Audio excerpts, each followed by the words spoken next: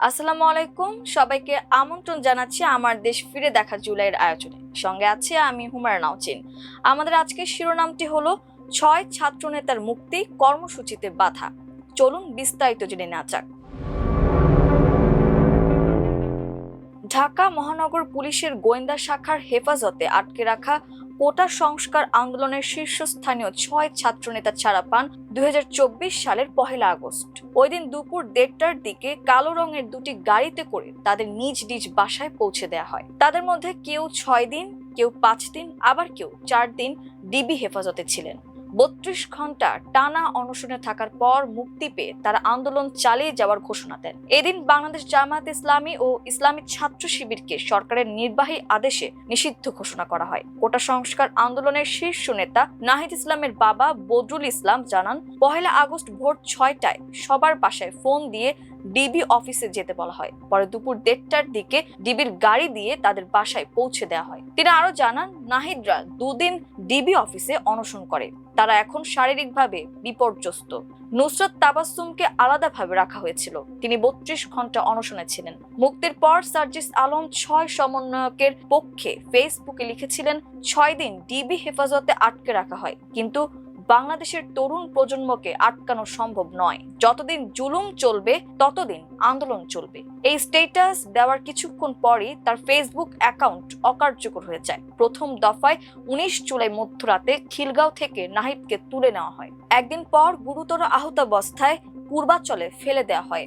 আসিফ ও বাকেরকেও একইভাবে তুলে নিয়ে যাওয়া হয় এবং 5 দিন পর চোখ বাঁধা অবস্থায় ফেলে রাখা হয়। এরপর তারা গণস্বাস্থ্য হাসপাতালে চিকিৎসাধীন ছিলেন। পরে তাদের আবার তুলে নিয়ে যায় ডিবি। এদিকে কোটা সংস্কার আন্দোলনের শহীদ ও আহতদের স্মরণে 1 আগস্ট সারা দেশে রিমেম্বারিং আওয়ার হিরোজ কর্মসূচি পালিত হয়। এতে প্রতিবাদী স্লোগান, গণসংগীত, পথনাটক, দেয়াল লিখন ও চিত্রাঙ্কন অনুষ্ঠিত হয়। শিক্ষার্থী, শিক্ষক, আইনজীবী ও অভিভাবকরা এসব কর্মসূচিতে অংশ নেন। দেশের বিভিন্ন বিশ্ববিদ্যালয়, কলেজ সহ অন্তত 16 জেলা ও মহানগরীতে এ কর্মসূচি পালন করা হয়। এ কর্মসূচিতে দেশের বিভিন্ন স্থানে বাধা দেয় আইন শৃঙ্খলা রক্ষাকারী বাহিনী। আবার কোথাও কোথাও পুলিশের সঙ্গে পাল্টাপাল্টি ধাওয়ার ঘটনা ঘটে। কয়েকটি স্থান থেকে বেশ কিছু শিক্ষার্থীকে আটক করা হয়। এদিন ঢাকা বিশ্ববিদ্যালয় শিক্ষার্থীরা মিছিল করেন।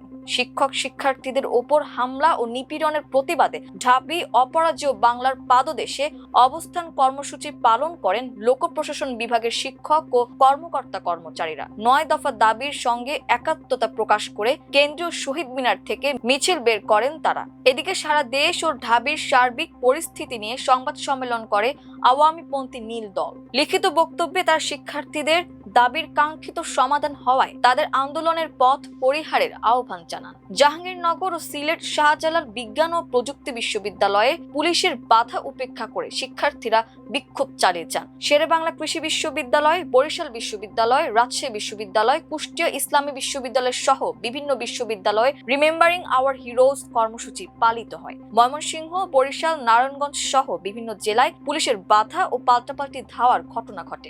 অনেক জায়গায় শিক্ষার্থীরা বৃষ্টির মধ্যে অবস্থান কর্মসূচি পালন করেন। এসব কর্মসূচিতে শিক্ষার্থীদের পাশাপাশি কোথাও কোথাও শিক্ষক, অভিভাবক, আইনজীবী সহ বিভিন্ন শ্রেণী পেশার মানুষ অংশ নেন। কোটা সংস্কারের দাবিতে ছাত্র আন্দোলনে নিহত আবু সাইদ সহ সব হত্যাকাণ্ডের বিচার, শিক্ষার্থীদের নিরাপত্তা ও শিক্ষার সুষ্ঠু পরিবেশের দাবি জানান বেগম রোকেয়া বিশ্ববিদ্যালয়ের শিক্ষকরা।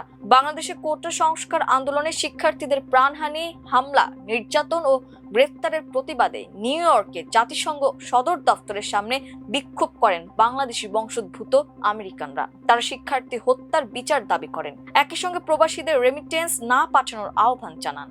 কোটা সংস্কার আন্দোলনে অংশ নিয়ে হতাহত ছাত্র জনতার স্মরণে 2 আগস্ট দেশব্যাপী প্রার্থনা ও ছাত্র জনতার গণমিছিল কর্মসূচি ঘোষণা করা হয়। বৈষম্য বিরোধী ছাত্র আন্দোলনের অন্যতম সমন্বয়ক আব্দুল কাদের স্বাক্ষরিত সংবাদ বিজ্ঞপ্তিতে বলা হয়, গণহত্যা ও গণগ্রেফতারের প্রতিবাদে এবং শিক্ষার্থীদের 9 দফা দাবি আদায়ের লক্ষ্যে 2 আগস্ট জুমার নামাজ শেষে দোয়া, শহীদদের কবর জিয়ারত, মন্দির, গির্জার সহ সব উপাসনালয়ে প্রার্থনা এবং ছাত্র জনতার গণমিছিল অনুষ্ঠিত হবে। শ্রমিক, পেশাজীবী, সংস্কৃতি কর্মী, গণমাধ্যম কর্মী, মানবাধিকার কর্মী, বুদ্ধিজীবী, আলেম ওলামা সহ দেশের সর্বস্তরের নাগরিকদের এই কর্মসূচিতে স্বতঃস্ফূর্তভাবে অংশগ্রহণের আহ্বান জানানো হয়। কোটা আন্দোলনের সহিংসতায় তৎকালীন সরকারের হিসাবে 1 আগস্ট পর্যন্ত 212 জন শহীদ হন, যাদের মধ্যে 137 জনের শরীরে প্রাণঘাতী গুলির চিহ্ন পাওয়া যায়। আহত প্রায় 6700 জনের মধ্যে 231 জন গুলিবিদ্ধ, অনেকের চোখে ছররা গুলি লাগে, কয়েকজনের পা কেটে ফেলতে হয়। তবে হতাহতের সংখ্যা এর চেয়েও অনেক বেশি ছিল। আন্তর্জাতিক মানবাধিকার সংস্থা অ্যামনেস্টি ইন্টারন্যাশনাল তখন বিবৃতিতে জানায়, আইন শৃঙ্খলা রক্ষাকারী বাহিনী বিক্ষোভ দমনকালে বেআইনিভাবে প্রাণঘাতী অস্ত্র ব্যবহার করেছে। সহিংসতা ও গুলির ঘটনায় গভীর উদ্বেগ প্রকাশ করে জাতিসংঘ। সংস্থাটির মুখপাত্র স্টিফেন ডুজারিক বলেন, বাংলাদেশে গুলির দৃশ্য নিন্দনীয় এবং সরকারের প্রতি জনগণের শান্তিপূর্ণ সমাবেশ ও সাংবাদিকদের স্বাধীনতা নিশ্চিত করার আহ্বান জানানো হয়। সুশাসনের জন্য নাগরিকের পক্ষ থেকে বলা হয়, সরকার যে অন্যায় করছে, এ সরকারের আর কোনো অধিকার নেই রাষ্ট্রীয় ক্ষমতায় থাকার। পতিত ফ্যাসিস্ট প্রধানমন্ত্রী শেখ হাসিনা 1 আগস্ট কৃষিবিদ ইনস্টিটিউশন মিলনায়তনে এক অনুষ্ঠানে বলেন, সাম্প্রতিক সহিংসতা ও হত্যাকাণ্ডের প্রতিটি ঘটনার নিরপেক্ষ তদন্ত করতে হবে। প্রয়োজনে জাতিসংঘ বা অন্য দেশের বিশেষজ্ঞ তদন্তকারী পাঠানো হোক। জামাত শিবির ও বিএনপিকে এই সহিংসতার পেছনে দায়ী করে তিনি বলেন, তারা কোটা আন্দোলনের নামে সন্ত্রাস চালিয়েছে। সরকার ইতোমধ্যে একটি বিচার বিভাগীয় তদন্ত কমিশন গঠন করেছে, যারা তদন্ত করছে। তিনি আরো বলেন, যারা দেশের উন্নয়ন চায় না, তারা ধ্বংসযজ্ঞ চালাচ্ছে, তাদের বিরুদ্ধে কঠোর ব্যবস্থা নেওয়া হবে। তিনি গাজা ইস্যুতে যুক্তরাষ্ট্রের শিক্ষার্থী দমন প্রক্রিয়ার সঙ্গে তুলনা করে বলেন, বাংলাদেশ সরকার এমন পথ অনুসরণ করছে না। হাসিনার আহ্বানে সাড়া দিয়ে জাতিসংঘ জানায়, সরকারি চাকরিতে কোটা আন্দোলনের মধ্যে সহিংসতা ও হতাহতের ঘটনা তদন্তে বাংলাদেশকে চাহিদা অনুযায়ী সহায়তা দিতে তারা প্রস্তুত। জাতিসংঘ মহাসচিবের মুখপাত্র স্টিফেন ডুজারিক সাংবাদিকদের প্রশ্নের জবাবে একথা জানান। কোটা সংস্কার আন্দোলন ঘিরে 16 থেকে 21 জুলাই পর্যন্ত দেশের বিভিন্ন স্থানে প্রাণহানি, সহিংসতা, নাশকতা, অগ্নিসংযোগ, লুটপাট, সন্ত্রাসী কর্মকাণ্ড ও ক্ষয়ক্ষতির ঘটনা তদন্তে হাইকোর্ট বিভাগের 3 বিচারপতির সমন্বয়ে তদন্ত কমিশন গঠন করে মন্ত্রিপরিষদ বিভাগ প্রজ্ঞাপন জারি করে। 1 আগস্ট বিকালে স্বরাষ্ট্র মন্ত্রণালয় থেকে নির্বাহী আদেশে সন্ত্রাস বিরোধী আইনের 18 নং ধারার 1 নং অনুচ্ছেদ অনুযায়ী প্রজ্ঞাপন জারির মাধ্যমে জামায়াত ও ছাত্র শিবিরকে নিষিদ্ধ করে সরকার। নিষেধাজ্ঞা অনুযায়ী জামাত শিবির ও তাদের অঙ্গ সংগঠন আর কোনো রাজনৈতিক কার্যক্রমে অংশ নিতে পারবে না।